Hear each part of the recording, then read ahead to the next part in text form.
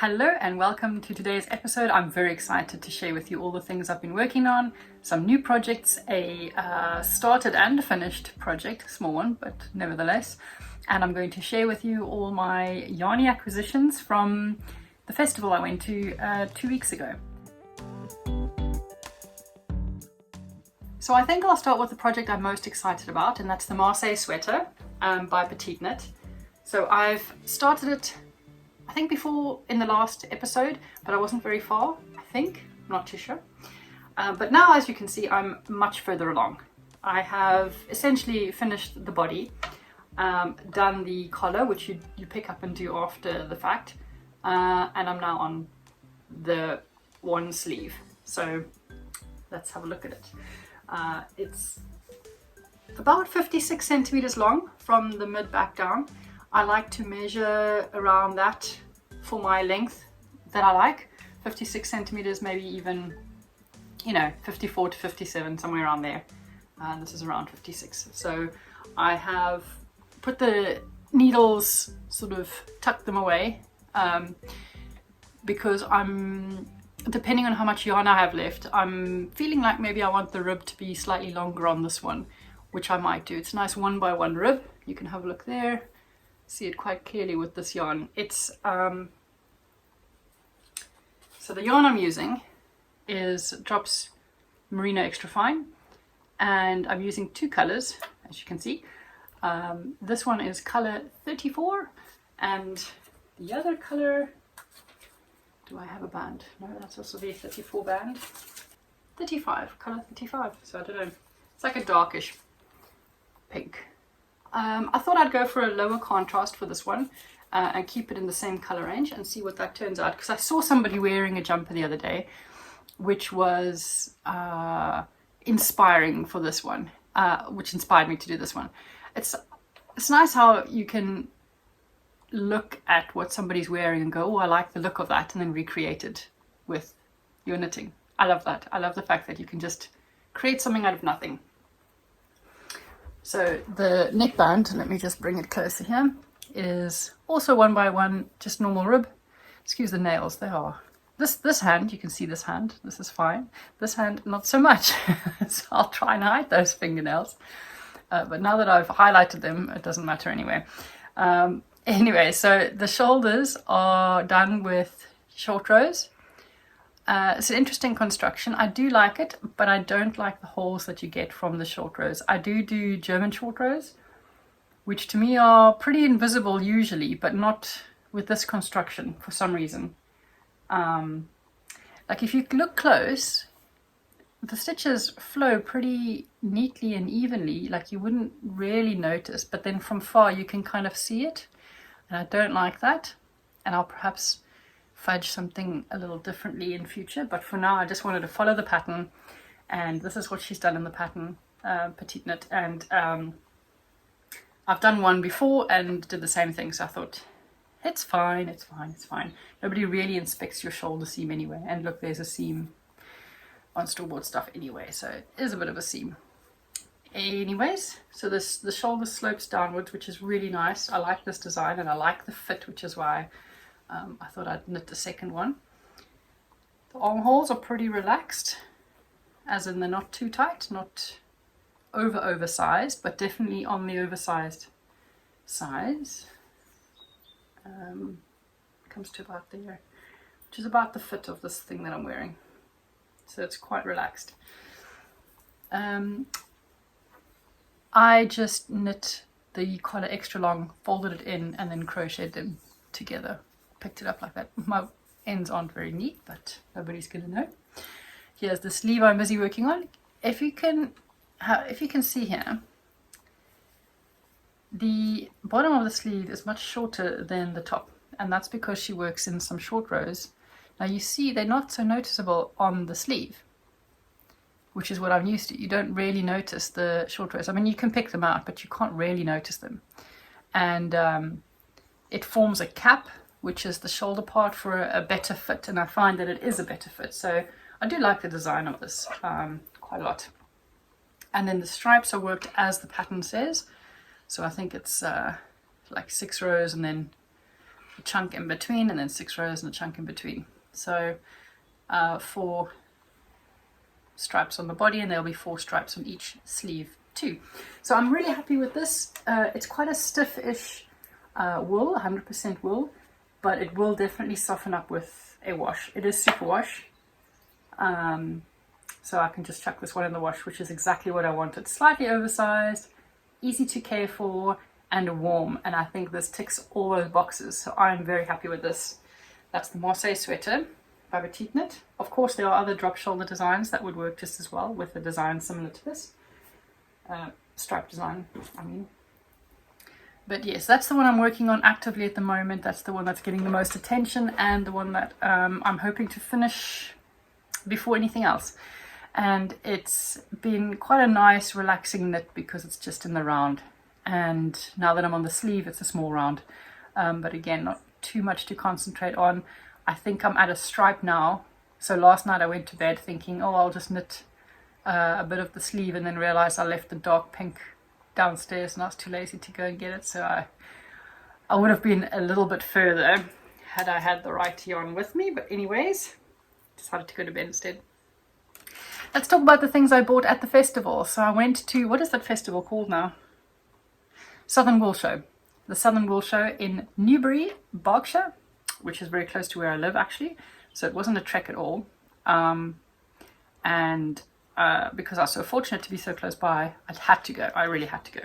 I wasn't intending to buy anything other than some mohair, but I ended up buying the most amazing hand-dyed stuff. First one. So I've already caked them up. I'll put in a picture of what it looked like before, and then I just used the thumb technique. So you start off with 2 fingers, wind some, pull out the index finger, and then you wind it at a 45-degree angle on your thumb. You keep turning the ball, winding, turning the ball, winding, and you end up getting a caked up yarn ball without having to buy a Swift or a yarn winder. Now, if you do this very often, I wouldn't recommend doing it by hand because it does take a good while, by half an hour to 40 minutes. It took me for each of these. Anyway, so I only had 2, and I don't buy hand-dyed yarn very often, so I thought, why not? And I just love these colors. I'll put in some footage of a close-up of this one. It is just the most interesting combination of colors, and I love it. It's really, really nice. Now, when I look at something like this, I always want to know, what does it knit up to look like? Because not many people show that. They show the skeins that they buy, and they show the lovely pictures on the website, and you think that looks really nice, but what does it look like once you've knitted it up into something usable? And I wish people would show that more. Like, this is the yarn, this is the fabric, this is the yarn, this is the fabric. So I have something to show because I have cast on a beanie and cast off a beanie with this yarn because I was very excited to have it. This is the end result. This is what this yarn looks like when it's knit up. So it's pretty similar in that the color, how should I say, variation is similar. It's not striped or anything like that. It almost looks like each stitch or a series of 3 or 4 stitches is one color and then it switches to another, and it's very random. And I quite like that. There is some lighter pooling over here. You can see the white sort of gathered there and there. And then there's like this, oh, those nails, my goodness me.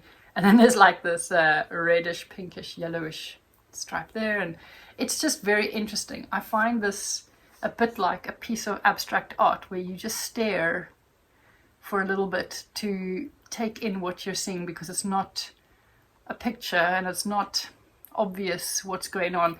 And to me, it's a bit like that, a bit of abstract art. I love looking at the individual stitches and just looking for a bit.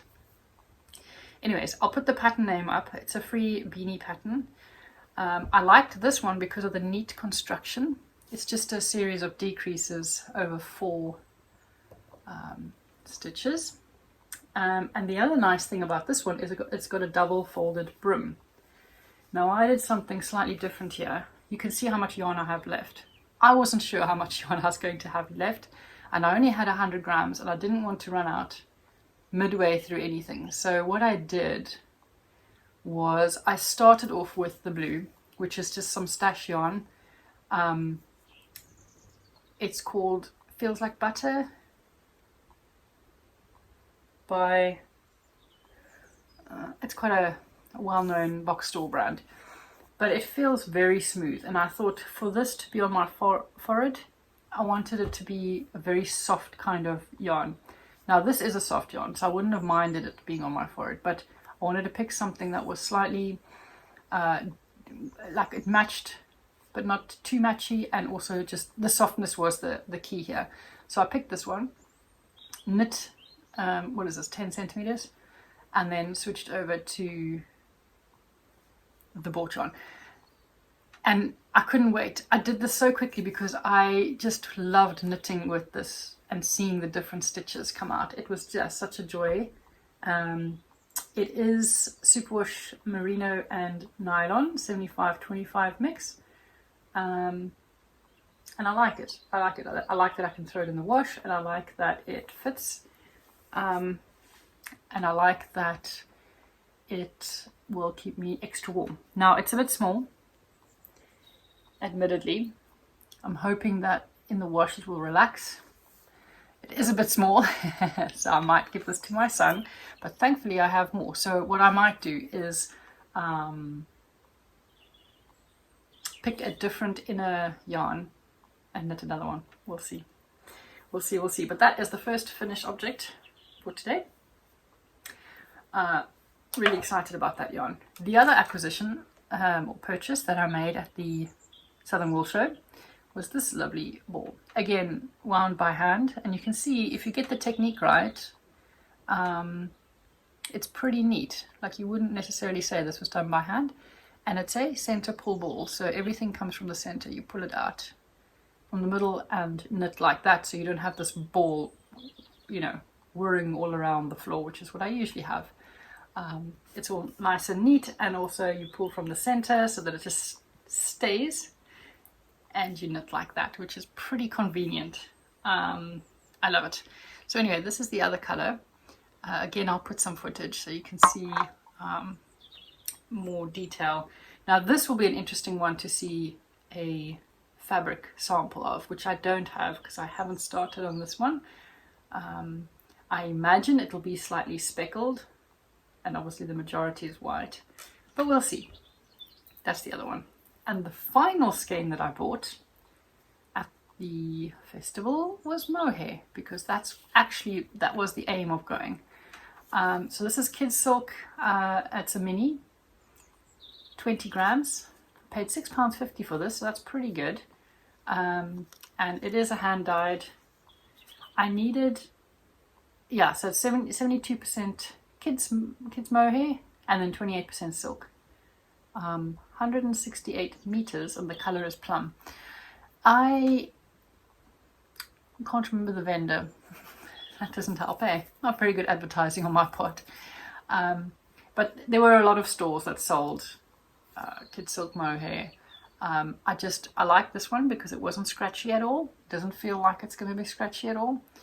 And what I want to do with this one is, let me just pull up the pattern quickly. I have a very specific pattern in mind for this mohair, which is kind of why I went to the festival with mohair in mind. And now it's not in my queue. Where on earth is it? It's a new pattern. Oh, is it that one? For some reason the picture isn't coming up. Yes, it's the Field Sweater. So the Field Sweater has, by Camilla Vad, it has like a neck design with these like wheat, what are they called? Wheat things.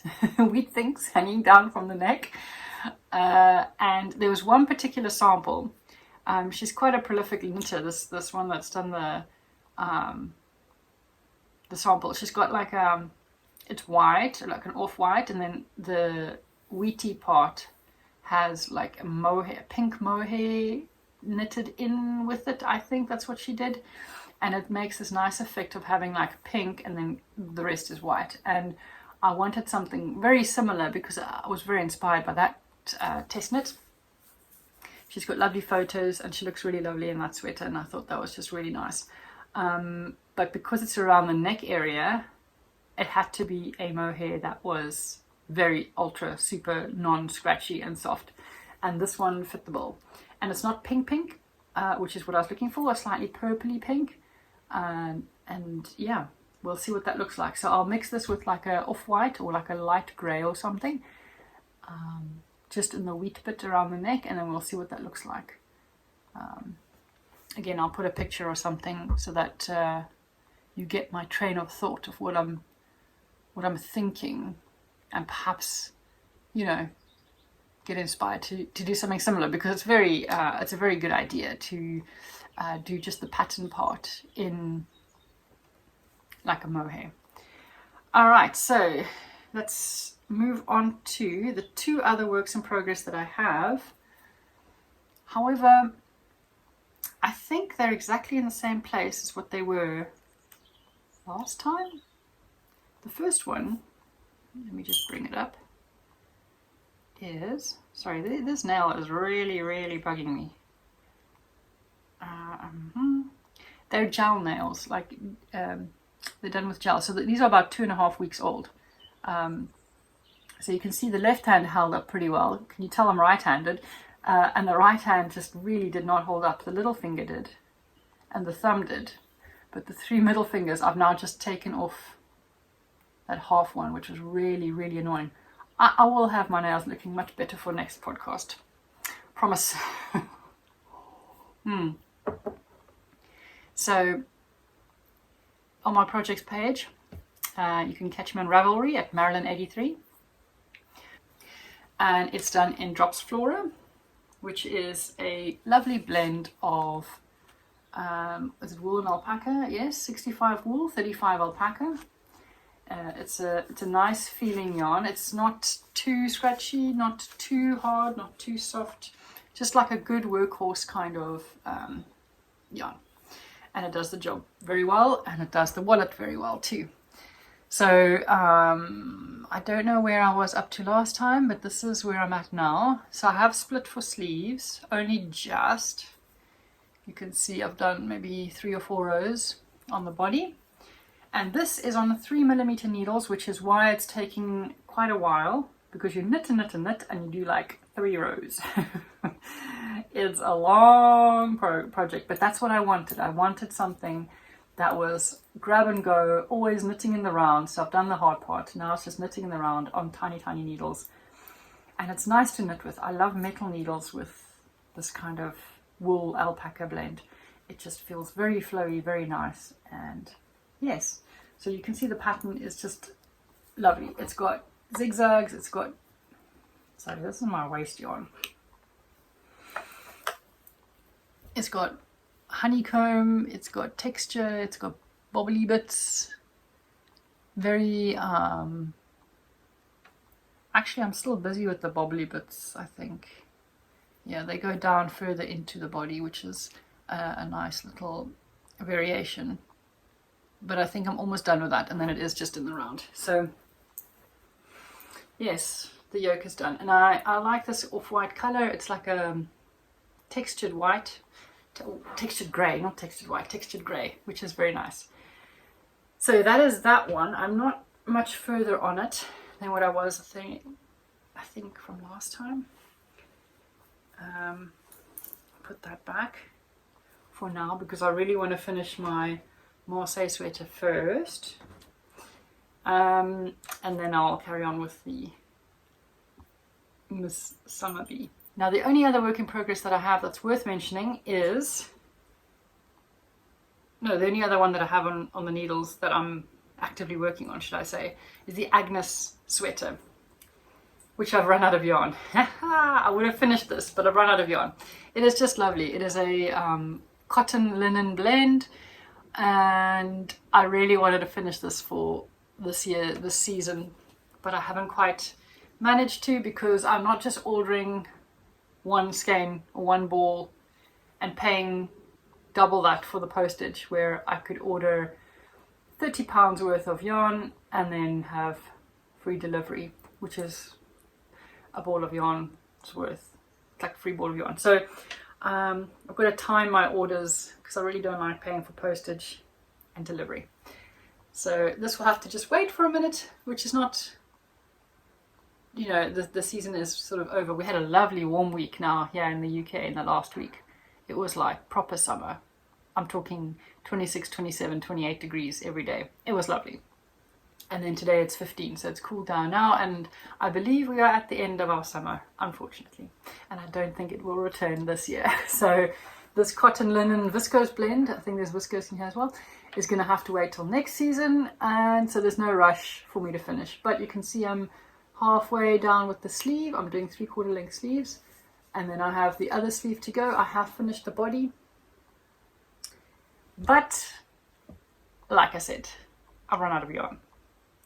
So that's annoying, and it's a shame that I couldn't finish it. But I'm sure I won't have a problem with dye lots. I think they're pretty consistent, so hopefully it'll be okay when I order the next one. There will be a few months in between orders, but we'll see. Cross that bridge when we get there. I'm not going to worry about that now. And I think that is it. I'm very excited to get on with my Marseille sweater now, and very happy to have a started and finished beanie, and very happy with my purchases, which doesn't happen very often. I purchase maybe once every 3 months for exactly the projects I need. I like to buy for the projects I have in mind and nothing more, nothing less, and therefore my stash won't be too overwhelming, you know, after a few months. So happy with all the things that I've got, and happy to carry on with my knitting. I hope that whatever you're working on is great and you're happy with that too. You can let me know what they are down in the comments. I'd love to know, and always watching other podcasts and things for inspiration. I just like to hear what people are doing. So that's it from me, and I hope you have a good afternoon, and I'll see you on the next one. Bye.